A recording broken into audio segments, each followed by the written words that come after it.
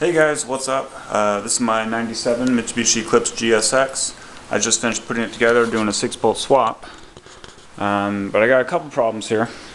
The first one is when I first start it, I have to give it gas to keep it going for a couple seconds because the idle drops pretty low.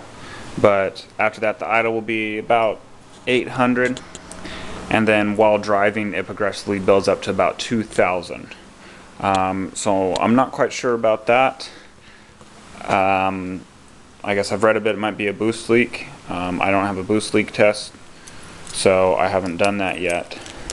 But I've got another problem that concerns me a little bit more. Just yesterday, it started making a pretty bad noise. So let me get it started and I'll show you what I'm talking about.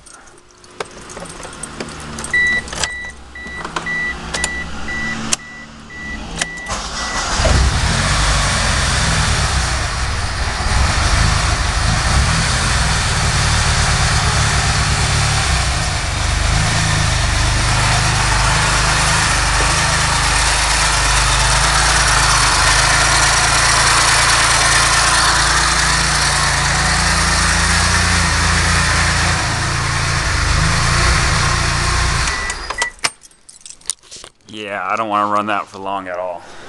I've had plenty of oil in it, so I really don't know what the problem is. If anyone knows, please let me know. Leave a comment underneath.